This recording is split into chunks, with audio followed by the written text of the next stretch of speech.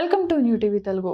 ప్రతిపక్ష నేతగా ఉంటూ శాసనసభ సమావేశాలకు హాజరు కాకుండానే బీఆర్ఎస్ అధినేత మాజీ ముఖ్యమంత్రి కె చంద్రశేఖర్ రావు ₹1,00,00,000కు పైగా జీతభత్యాలు తీసుకున్నారని ముఖ్యమంత్రి రేవంత్ రెడ్డి తెలిపారు. రాత్రి శాసనసభలో గవర్నర్ ప్రసంగానికి ధన్యవాద తీర్మానంపై జరిగిన చర్చకు సమాధానమిస్తూ సీఎం ఈ వ్యాఖ్యలు చేశారు. 2023 డిసెంబర్ 1 నుంచి నేటి వరకు కేసీఆర్ 1,06,56,674 జీతభత్యాలు పొందారని రేవంత్ రెడ్డి సభలో వెల్లడించారు.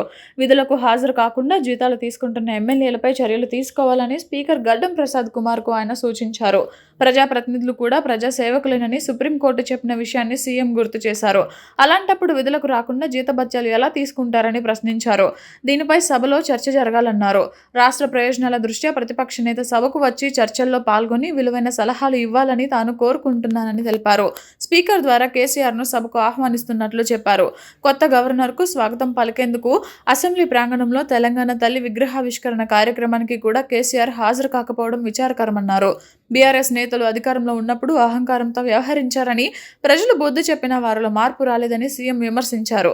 కొందరు నేతల్లో ఇంకా రాచరికపు నియంతృత్వ పోకడలు కనిపిస్తున్నాయని, ప్రజాస్వామ్యాన్ని అపహాస్యం చేస్తున్నారని మండిపడ్డారు.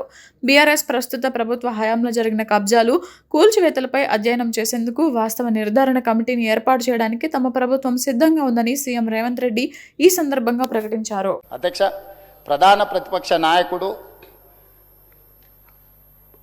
1/12/2023 నుంచి ఈనాటి వరకు 28/2/2026 వరకు ₹1,56,56,674 జీతభత్యాలు పొందడం జరిగింది. అధ్యక్ష, 1,56,56,674 జీతభత్యాలు పొందిన ప్రధాన ప్రతిపక్ష నాయకుడు సభకు గైర్హాజరవ్వడము, మరి ఈరోజు ఈ సభలో మనందరం చర్చించి విధులకు హాజరు కాని వాళ్ళ నుంచి ప్రభుత్వ ఉద్యోగులు, ఎందుకంటే పబ్లిక్ సర్వెంట్ అని చెప్పి డెఫినేషన్ సుప్రీంకోర్టే ఇచ్చింది ఈ ప్రజాప్రతినిధులకు కూడా, మరి ఏమాత్రం విధులకు హాజరు కాకుండా ఈ రకంగా గైర్హాజరు అయ్యే ఎవరైనా, నేను ఏ ఒక్కరి కోసము దీని గురించి నేను ప్రస్తావించడం లేదు, దీనికి ఎక్కడో ఒక దగ్గర చర్చ జరిగి దీని మీద ఒక నిర్ణయం తీసుకుంటే బాగుంటుందన్న సూచన.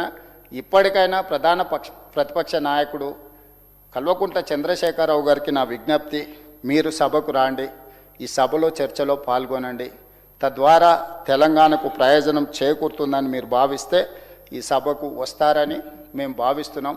రావాల్సిందిగా తమరి ద్వారా మాజీ ముఖ్యమంత్రి గారికి నేను ఆహ్వానం పలుకుతున్నాను.